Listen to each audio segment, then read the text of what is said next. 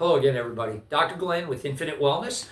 Here today with our question and answer series again, and going to dive into a little bit of stuff that I've been asked quite a lot about over the last probably year or two now. This question's come up several times. It came up again recently, so I'm going to try to answer it today with as much information as I possibly can so you get a good idea of what we're really looking at here. All right, so today it says, what's the difference between acupuncture and dry needling? Excellent. Good question, and one that I'm very happy to address. As an acupuncturist now, 27 years doing this is a good question because we really need to define these things. Many patients come to me and say, well, doc, I've had acupuncture, it didn't work. Or, I don't need acupuncture, I do dry needling. Okay, well, let's explain the differences in some of this stuff, what's required, what it takes, what they're really doing, what I'm really doing.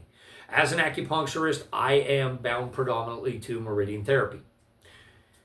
To explain that, I guess the easiest way for me to do that is to tell people that there are charts. You can go online, look these up. There are lots of sites all over the place. Just put in acupuncture chart or meridian, meaning pathway chart. And it'll show you the human body covered in lots of dots. That's pretty much what it's going to look like. Whole bunch of dots on a chart. So they're easy to find pictures of. And meridians are pathways. They are specific pathways that were delineated or drawn out and shown over years of research back in the times of the Yellow Emperor. So without too much history lesson, over 2,500 years ago now, I think, at least 2,500 years ago, in Oriental China, the Yellow Emperor ruled. The Yellow Emperor was doing some torture type things. That's kind of where this actually started. He was using quills and spines to stab people in certain areas that he knew were sensitive. That's all they knew. And in the beginning, that was sort of a thing to try to torment an individual, to irritate something. What he found out is some of those irritational points made good things happen. And the Yellow Emperor, a very large, not very healthy fellow with a lot of health concerns, became very curious. Adding in all to that, there was a French fellow over in, a gentleman in France named Nogier, I think I'm pronouncing that right. And he was doing a lot of electrical studies, same concept. Points on the body that carried an electrical current. Yellow Emperor sent for Nogier, there was a lot of stuff, and the Yellow Emperor's Handbook is what came out of all of this. And it was a mapping of a lot of these points and how the body, how energy seemed to flow through the body in linear passageways. Certain times of day, following certain elemental theories. They used elements to describe it. They used organs to name it. And that's where acupuncture came about. And it is a set system of points. That being said, let's kind of divulge over before I get into various differences in how we're educated. What is dry needling? Dry needling is a concept more where they're going to go to a sensitive point on your body. Not a meridian point, not an acupuncture point, but a trigger point. And they're going to take that trigger point, an area of irritated something, wherever that may be on you, and they're going to do a process, predominantly, this is majority of what's done, known as ring the dragon. So they're going to take that point, they're going to needle north, they're going to needle south, east, and west of said point, and then they're going to put a needle directly in it. And they're going to irritate them. So they're irritating a trigger point, much like a massage therapist would get in and work a trigger point out by hand. Same concept, just using needles. No meridian, no long history, no real long-term stuff behind backing up what it's really doing. We know what we're really doing is trigger point therapy at that point. So the difference, really what we're looking at between acupuncture and dry needling is trigger point therapy versus meridian therapy. Back to its simplest, more terms. And so my biggest issue with both of these things and all of this stuff is that the education levels.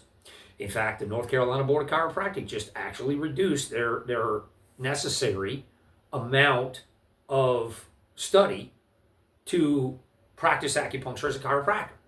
Me, when I went to school as a chiropractor, I took 100 hours of continued education for Acupuncture 1 certification and was required to pass a test to be certified with 100 hours.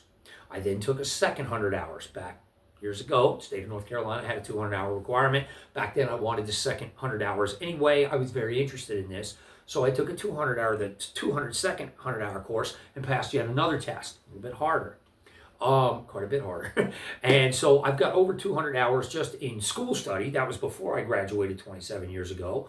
And now in clinical practice, I've been to UVA, I've been to a bunch of other areas, I've taken independent seminars, I've done online seminars. I actually have connections with some of the best acupuncturists on this coast, on the East Coast, as friends, and I've asked them questions directly over the internet about certain things that they're working on and things they do with research and studies, etc. And there's a lot of study behind what I'm doing. There's a lot of years of practice behind what I'm doing. You want that. There's a reason we want that, because with not enough study, obviously come greater opportunities for mistake. I am still putting needles into the body. I need to know where they go. I need to be cautious. There are blood vessels we don't want to hit. We don't want to stab them directly into areas. And that brings me back to dry needling. Most dry needling courses are done over a weekend. They're a 12-hour course. You get 6 hours on Saturday, 6 hours on Sunday. Hopefully you paid enough attention. And I don't know about their test. I have not taken it, but I'm guessing it's probably pretty simple. And with just 12 hours of education, I'm not going to trust my body to be stuck with somebody who has needles. That's just not what I feel comfortable with. Now, is it okay for trigger point therapy work? Well, it can be, but there can be some dangers. Most of you might have, if you're a Steeler fan especially, know that T.J. Watt had did some dry needling at the beginning of this year and missed several football games from a punctured lung. Needles in a lung, not a good idea. Now, are we sure that's what happened? There's a lot of speculation, but he did have dry needling done right before this occurred.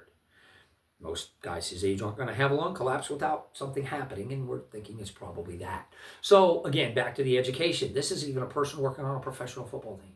But dry needling doesn't have near the amount of anatomy, physiology behind it. Most of the time, the folks who are doing all this stuff may have an anatomy background, but they may not have a good one. And there's a lot more risk to that. And especially for something like trigger point therapy, where I can get a good massage therapist to just get in there and work that knot out, that's safer, and I much prefer that. It generally tends to last longer as well, too. A lot of just needling a point is going to bring it relief. It's going to tell the body to take down a response, but it's not going to last very long. The body's going to bring that response back because there's something structurally not correct there, or even functionally not correct there. Whereas acupuncture, we're not concerned with that. In fact, we don't do a lot of acupuncture for pain. Pain is something that can be managed short-term with acupuncture, but again, won't last long if the structural problems underneath aren't corrected. And so with stuff like acupuncture, what we're really looking at is more of the changing the body's pathways and energy patterns to bring about a certain response, to put the body back in its normal working mechanism. And that's where acupuncture is a little bit different. It's a little bit more extensive, I believe. Again, I think it's above me, might even be behind my head. Yeah. You know, most of us should be certified with at least a couple hundred hours of this before we're practicing on the people. And even then, you probably should just be practicing on your family and friends and not risking lawsuits even with a couple hundred hours of learning this and doing practice and actually needling and understanding meridian therapy. So that's my take. And if ask the question, are they similar? The needles are similar. The techniques are not.